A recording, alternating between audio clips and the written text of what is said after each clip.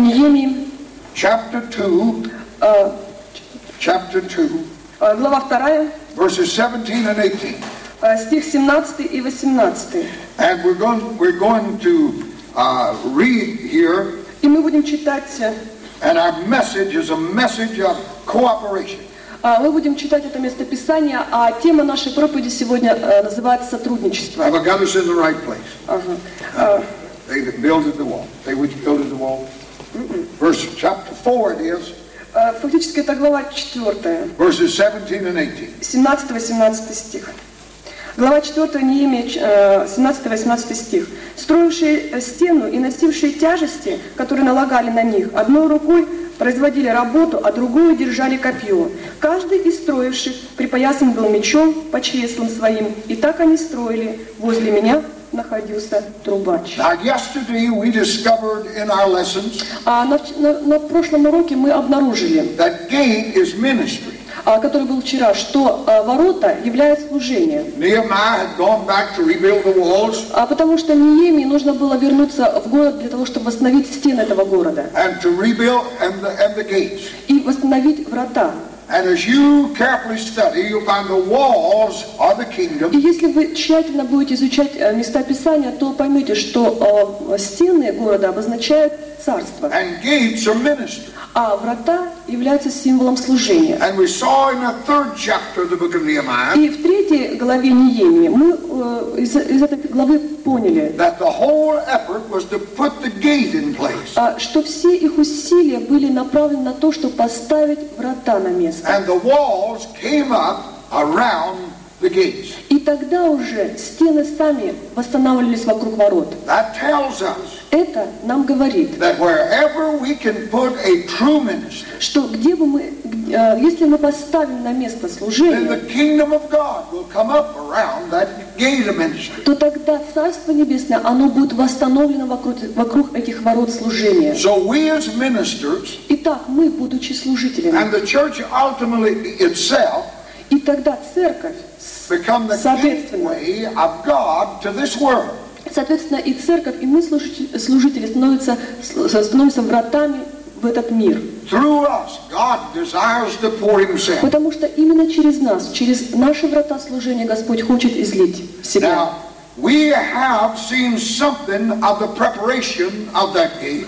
Итак, мы уже прочитали о том, как они подготавливали восстановление этих ворот. But I want to say something about preparation here before we get into cooperation.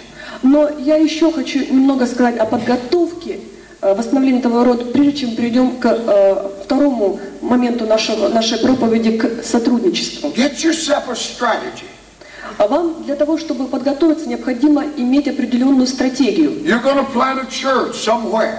А вы собираетесь основать где-то церковь. You feel God has called you to a certain city or a certain village. Вы чувствуете, что Господь призывает вас начать эту церковь в каком-то определенном городе, на каком-то определенном месте. Then you need to prepare for that. И для этого вы должны быть подготовлены изнутри. And there's 5 things that'll work for anyone. И есть 5 моментов, которые необходимы для каждого служителя, которых должен знать каждый служитель, который решил начать служение. Especially for that gate of God. Особенно, если этот служитель является вратами Божьими. Especially for that ministry. Особенно это касается служителя. A willing people. Для этого, что я имею в виду? Это желающий народ, готовый народ. A noble purpose. Благородная цель необходима. A burning passion. Необходимо страстное желание исполнить A clear plan. Божью цель и четкий план. And a tenacious persistence. И необходима упорная настойчивость. Without that last one, nothing is worthwhile. Без этих моментов мы не можем исполнить его план. Unless you're determined to stay there, До тех пор, пока вы не будете твердо стоять на этом, it's better you don't go. лучше вам вообще не идти и не исполнять его You're волю. going to meet the enemy. Потому что вы придете на это место, и вы встретитесь с врагом. If you're truly the man of И God, если вы по-настоящему являетесь мужем Божьим, and you have true ministry, и если вы по-настоящему истинный служитель Его, then all of the demons in that area are going to focus on то you. я могу вас уверить, что все бесы, которые будут в этом городе или в этом местности, они ополчатся против вас. So there must be a tenacious, persistent. И поэтому необходимо вам упорная настойчивость в выполнении Его воли. We spoke about it yesterday, determination. Мы этого вопроса вчера касались. Мы назвали это решительностью. Now we must build these things into the body. И это, то, что мы упомянули сейчас, это должно как бы врасти в тело наше. And as we do, it'll transform their lives and that city. И если мы имеем все эти характеристики, тогда это будет перенесено в наше служение и, соответственно, перенесено в построение Царства Небесного в город. God puts this thing on the inside of his man of God. Потому что все эти характеристики Господь вкладывает во внутренности мужа Божьего. And you, in turn, must put this vision in the heart of the people. Чтобы вы, в свою очередь, заразили своим видением, своим желанием всех людей, которые будут работать с вами. These things that I've just listed, то, что я только что перечислил, you must build into their lives. вы должны встроить, вложить это в их жизнь. That they too will stand. They know where you're going. Чтобы они вместе с вами знали, куда они движутся, куда они идут, в чем цель. They know what God wants you to do. Чтобы они знали, что Господь хочет от них и что Он хочет от вас And as лично. you build this into their И lives, если вы действительно вложите все это в их жизнь, если они заразятся этим вместе с вами, they'll go with you. то тогда они обязательно пойдут с вами. Now, to rebuild God's gate of ministry, Для того, чтобы восстановить Божьи врата служения, there must be cooperation. необходимо сотрудничество, необходимо объединенные усилия людей. The man of God cannot do it by himself. Потому что муж Божий не может сделать это один. So he must put this vision in the people. И поэтому он должен заразить этим видением, своим видением людей вокруг него. You must make them a part of that vision. Чтобы они стали частью этого видения. They're not just somebody to come watch you perform. И эти люди вокруг этого мужа Божия не должны быть какие-то посторонние люди, которые смотрят на происходящее. They are the body of Christ. Они должны быть частью тела Христова. They're not only the purpose of God, Потому что они не только цель Божья, but they become the means through which that purpose is fulfilled. но они одновременно становятся средством, через которое осуществляется эта цель. Now, three things are required to get the cooperation of the people. И для того, чтобы достичь этого сотрудничества, для того, чтобы достичь этого единства людей, необходимо три главные вещи. And God must put this into your spirit as a man of God. И Господь должен явить это вашему духу. Он должен показать это вам. God must put in your heart the rebuilding of true ministry. Господь должен вложить в ваше сердце восстановление истинного служения. You're not going there just to have a Sunday school. Потому что вы пойдете туда не для того, чтобы организовать очередную воскресную школу. You're going there to birth the life of God. Вы пойдете на это место, чтобы родить Божью жизнь. To establish the kingdom of God in that city. Чтобы установить Царство Божье в этом городе. And for that you have to have cooperation. А для этого вам необходимо обязательно сотрудничество. Now in verses 17 and 18 that we read here today, В тех местах, те стихи, которые мы прочитали сегодня, 17-18 из книги Неемии, they give the first thing necessary for gaining that cooperation. а там указана первая, главная характеристика, необходимая для того, чтобы появилось это сотрудничество. There must be a crisis. Необходим кризис. If you don't recognize the crisis, Потому что если вы не видите этого кризиса, не видите это положение вещей, you'll never recognize the cure. то тогда вы по-настоящему не найдете оздоровительное средство для того, чтобы исправить создавшееся положение. Nehemiah said to those people that were with him, А Неемия сказал тем людям, которые были с ним: you see the distress that we're in. вы видите то уничижение, в котором мы пребываем, в котором мы находимся. How Jerusalem lies waste, Вы видите, что Иерусалим в развалинах, and the gates thereof are burned with fire. и врата сожжены. He said, you see this distress. Он говорит им: вы видите это уничижение, в котором мы пребываем, Everything is in turmoil. потому что все разрушено. And unless you recognize the crisis, До тех пор, пока вы не увидите этот кризис, you can never affect the cure. это положение вещей, вы не сможете найти оздоровительное средство, которое поможет исправить вам все. Unless we recognize today До тех пор, пока мы не поймем это сегодня, не that the осознаем, church, like Jerusalem, что церковь сейчас подобна тому Иерусалиму в развалинах. is in trouble.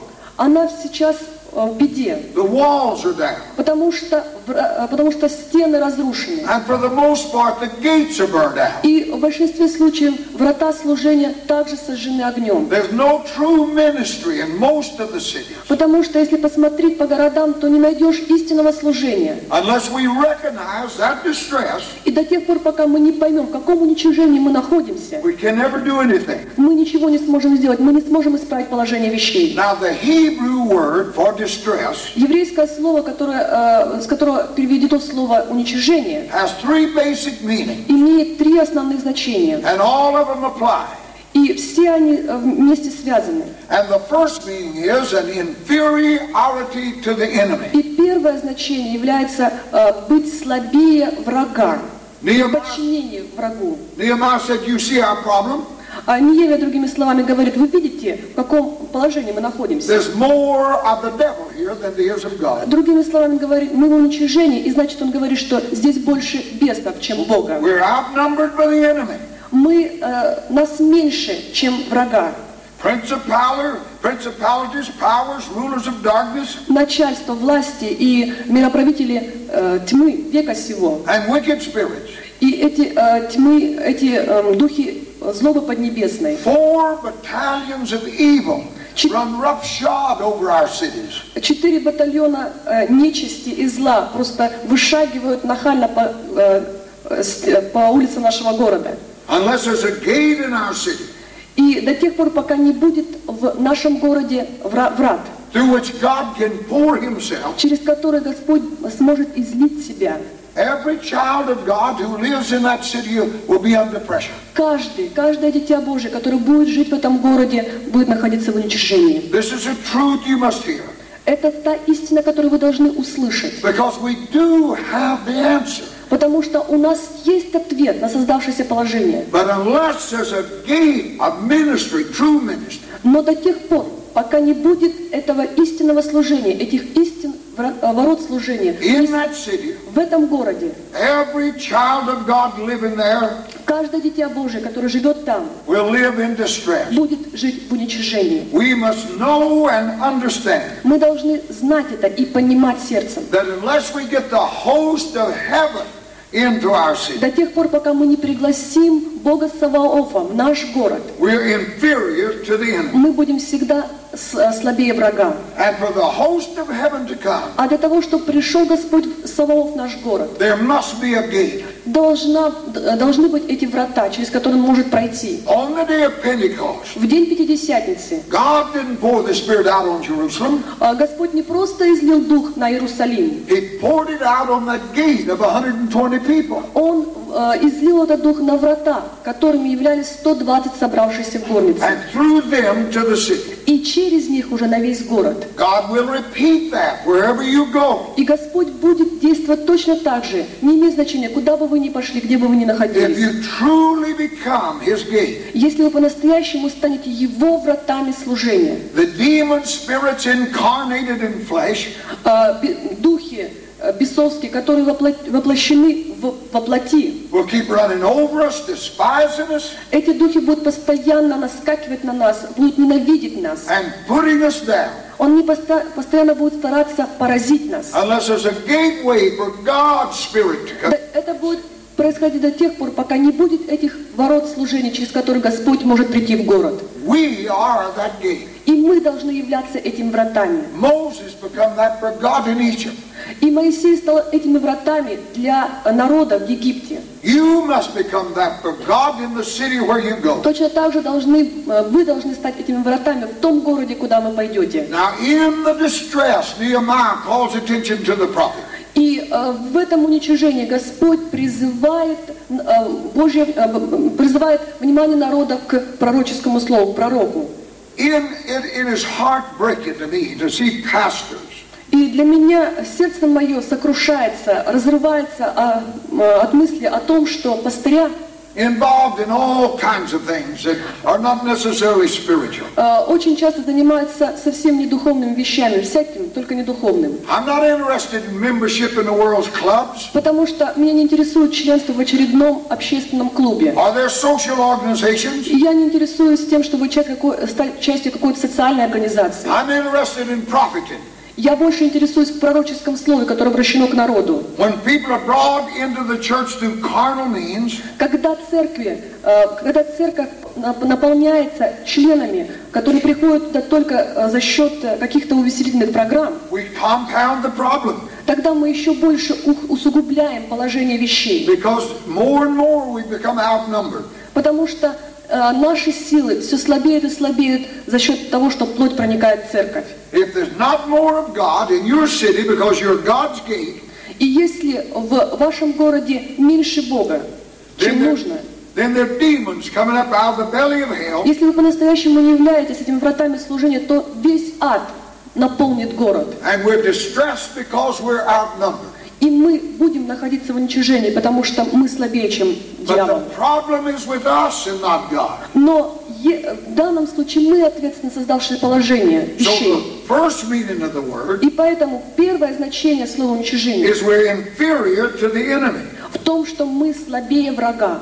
But the second meaning of the word distress Второе значение слова уничижение is the inability to rise up to the standard. – это неспособность соответствовать Божьему стандарту. We can't rise up to the standard of God Мы не способны соответствовать Божьему стандарту. if there's more demon power in the city than there is of the power of God. До тех пор, пока в городе больше бесов, чем Бога. When the enemy comes in like a flood, Когда враг приходит подобно реке, подобно потопу, the Spirit of the Lord will raise up a standard against it. то Дух Господень, дуновение Духа Господня прогонит его. Но в английской Библии говорится, что стандарт Божий, которому мы соответствуем, прогонит его. But to raise up the Но standard, для того, чтобы был этот стандарт Божий, the Holy Spirit must have that gate to come through. Дух Святой должен иметь эти врата, через которые он будет излит. We talked about this vessel of the Lord. Мы уже раньше говорили о сосуде Господнем, How that God has to have that vessel, что Богу необходимо иметь этот сосуд, через который он будет действовать. that gate through which He can pour Himself to the world. Эти врата, через которые он будет изливать себя миру. We will never see a restraint on evil И никогда мы не сможем ограничить действия зла as long as there's more of the devil than there is of God. до тех пор, пока в городе больше будет бесов, чем Бога. When true revival comes, Когда приходит настоящее пробуждение, everybody in Kemerovo won't be saved, то тогда каждый в Кемерово захочет спасения. but evil will be restrained. Ибо зло будет ограничено в своих рамках. The history of revival, И если мы посмотрим на историю пробуждения, when there came a true moving and flowing of the Holy Ghost, когда было действительно истинное движение Божие, поток Божьего излияния на землю, the crime rate dropped. тогда каялись преступники, Evil was restrained тогда зло, оно заковывалось в рамки, because there was more of the Holy Ghost there потому что во время пробуждения было больше Духа Святого, than there was of the devil. чем бесовской силы. But that revival has always come Но это пробуждение всегда приходит through a prepared people, только через подготовленные сосуды, через подготовленных людей. and they're who God calls the gate.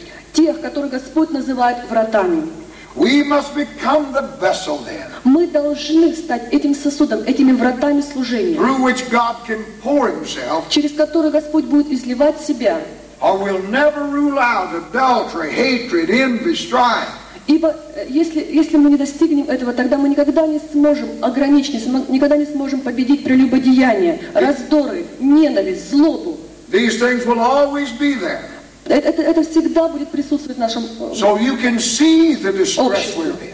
И поэтому мы должны увидеть то уничижение, в котором мы пребываем. There is a crisis, Есть этот кризис, and this is one of the ways и это один из путей, that we gain the cooperation of the people. благодаря которому мы сможем достичь сотрудничества, объединенных усилий людей. We see the distress. Мы должны увидеть уничижение. We must then together И увидев уничижение, мы должны собраться вместе become the vessel through which God и can pour. стать тем сосудом, через который будет изливать себя Господь. Now the third meaning of the word distress Третье значение слова уничижение. is the opposite meaning of the first.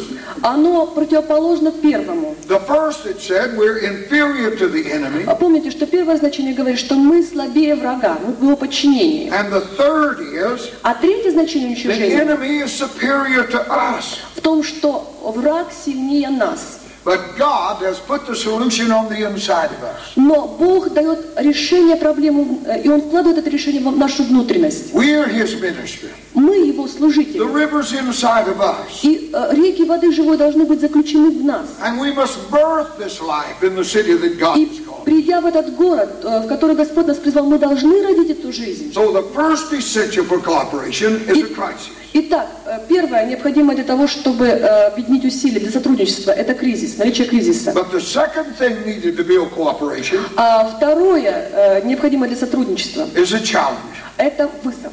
When Nehemiah pointed up the distress, Когда Неемия указал народу на то уничижение, в котором они находятся, then he said, затем он сказал: let us rise up and build, давайте встанем и будем строить, that there be no more reproach. чтобы не было никакого уничижения больше. What he said was, we've got the answer to this situation. Другими словами, он говорит, у нас есть ответ на создавшееся положение вещей. We're here as God's voice. Мы здесь как Божий глаз. There's more of the devil here than there is of God. Вы видите, что здесь больше бесовского, чем Божьего. But we have within us what it takes to change. Но внутри нас есть то, что может изменить все положение вещей, которое сможет перевернуть все и поставить на ноги. What is a reproach? Что же такое уничижение? It's a disgrace. Это позор. God has deposited His kingdom on the inside of us. Господь вложил Царство Божие внутренность нашу. And until we're willing for Him to break the shell of the flesh, И до тех пор, пока мы не будем желать разбить эти оковы, которые сковывают движение Бога. and release this power that's within us, И до тех пор, пока мы не будем желать освободить эту силу, которая заключена в нас, there's absolutely nothing God can do. Господь ничего не сможет сделать. He looks down on a city. Он смотрит на этот город, He looks on Kimmerover. он смотрит хотя бы на Кемерово, He looked on Beaumont. он смотрит на Бомонд. And the devil says to God, И дьявол говорит Богу: I know you got a church there, я знаю, что у тебя там есть церковь, but I still run that city. но я до сих пор еще руковожу этим And городом. there's nothing God can do И Господь до тех пор не сможет ничего сделать. because God has put the answer inside of us. Помните, что Господь вложил ответ в наши внутренности. Unless we allow Him to break us, До тех пор, пока Он не позволит нам, до тех пор, пока мы не сможем разрушить эти оковы, которые внутри нас, so that the power can flow out of us, для того, чтобы сила изливалась через нас, then God's hands are tied. и чтобы руки Божьи были развязаны, Бог был явлен. What is a reproach? Итак, в чем же это уничижение? It's a shaking finger.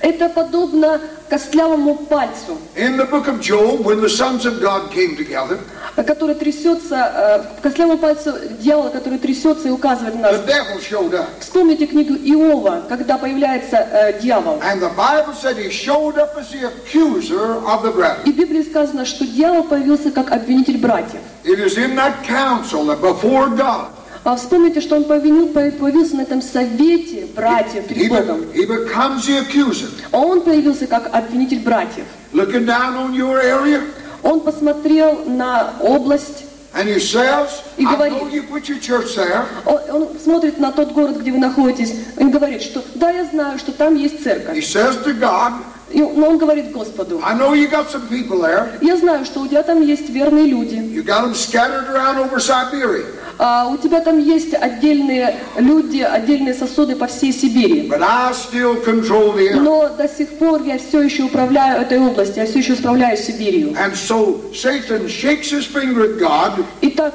сатана потрясает своим костлявым пальцем прямо в лицо Господу said, I own the place yet. и говорит: я владею этим местом. That's the reproach. В этом есть это уничижение, это упрек. Because the church has failed, И из-за того, что церковь не исполнила свою цель, the area still belongs to it. поэтому владение до сих пор еще принадлежит дьяволу. And there's nothing God can do, И ничего не может Господь сделать, because there's no true gate for the most part to pour himself. потому что нет истинных вратов служения, через которые Он может изливать себя. God has deposited the power to break the yoke within us. Но Бог дал эту силу разрушить оковы, и Он вложил эту силу в нашу внутренность. We're the light of the world. Мы свет миру. And if we don't disperse the darkness, И если мы не рассеем тьму, then there's nothing God can do. то тогда Бог ничего не сможет сделать. Because that kingdom is within us. И благодаря тому, что это царство в нас, What we do will determine the fate of that city. что мы должны сделать? Мы должны в вере постоянно твердо исполнять то, к чему мы призваны в этом городе. But the third thing necessary for that cooperation is covenant. А третье, что необходимо для появления этого сотрудничества, необходим завет. Verse 18 said, В 18 стихе сказано: Then I told them of the hand of my God that was upon me. «Затем я сказал им, что рука Божья благодействующая на мне». He said, the hand of my God that was good upon me. Он сказал, что рука Божья благодействующая на мне. Now the word for good is translated from a word Слово благодействующее переведено that is opposite of the word distress. переведено со слова, которое по значению противоположно слову уничижение. God is putting us that which is superior to that enemy. То есть Бог дал нам то, что сильнее врага. In other words, God has put the solution to the problem Другими словами, Бог дал нам в руки решение проблемы. inside of us who are His ministers and people. Он дал нам, которые являются служителями Его. And that solution is the oil of the Holy Ghost. И в чем состоит это решение проблемы? Оно состоит в том, что Он дал этот елей Духа Святого. God has put His hand upon us for good.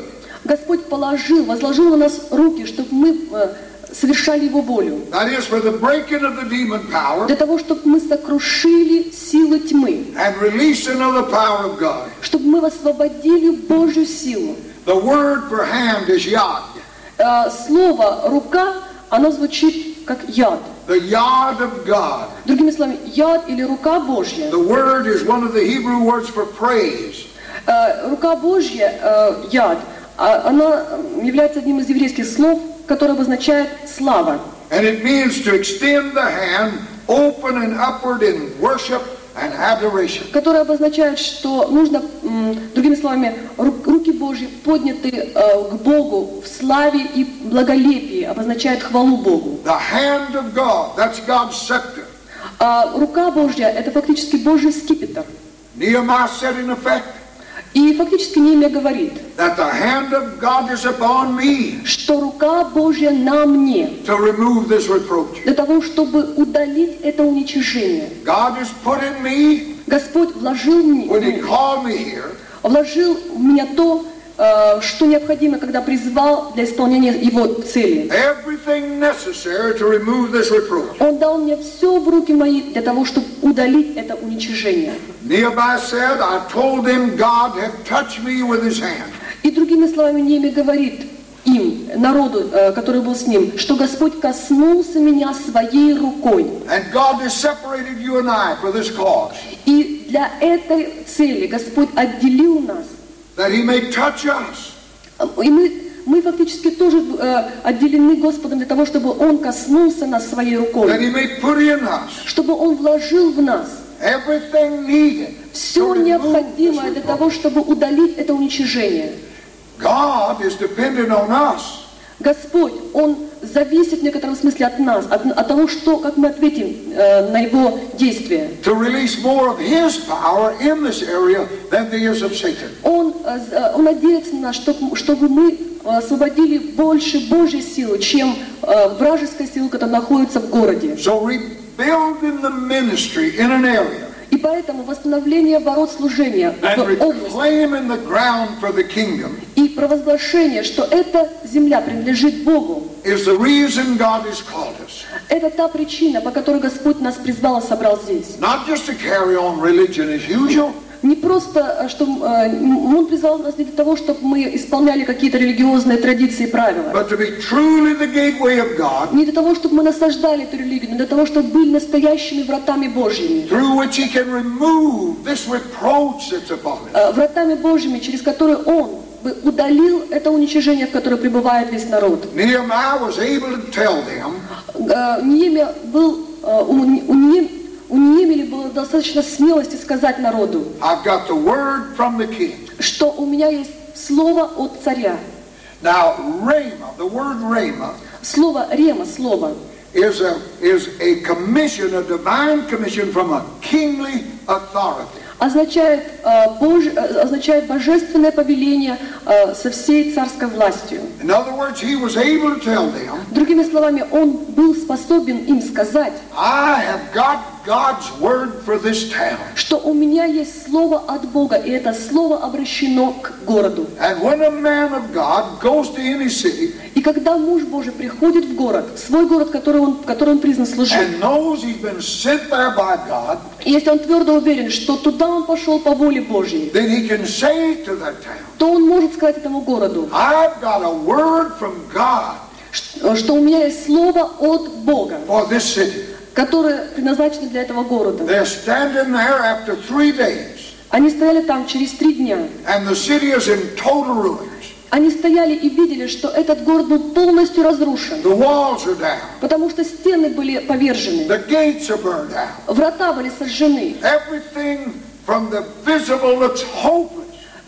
Внешне все выглядело ужасно, Nehemiah said, безнадежно. Но Неемия сказал, I have got a word from God но у меня есть слово от Господа, for this city. которое предназначено, адресовано этому городу. Hallelujah. Аллилуйя! When you go there, Когда вы идете туда, you go there in the will of God. вы идете в свой город по воле Божьей. Then you can say, thus saith the Lord. И зная, что вы поступаете по воле Божьей, вы можете сказать, так говорит Господь. I've come to this town Я пришел сюда with a rhema from God. с ремой, со словом от Бога. I have a word from God. У меня есть слово от Бога. It's in my bosom like fire, И это слово, оно горит в моей груди, подобно огню несгораемому. and it will not be quenched. И этот огонь никогда не потухнет. That's what Nehemiah said about Jerusalem, Вот что Неемия сказал о Иерусалиме. and that's what you and I can say about any city И вот что мы с вами можем сказать о том городе, куда мы пойдем. into which God calls us. В тот город, куда Господь нас призвал по воле Своей. The hand of my God that was good upon me. Рука Божья, благодействующая на мне. And when the people heard this, И когда люди услышали эти слова, said, we'll rise up and build the king. они ответили, мы встанем и построим царство.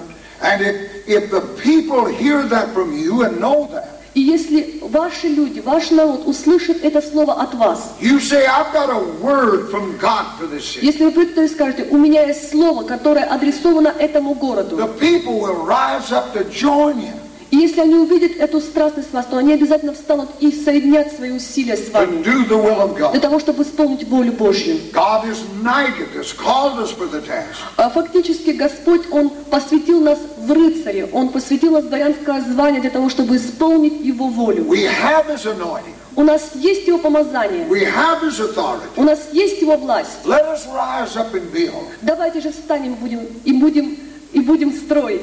Hallelujah. Аллилуйя! Let us rise up and build. Давайте встанем и будем строить. Stand up and worship Him. Давайте встанем и будем прославлять Его Аллилуйя. сегодня утром.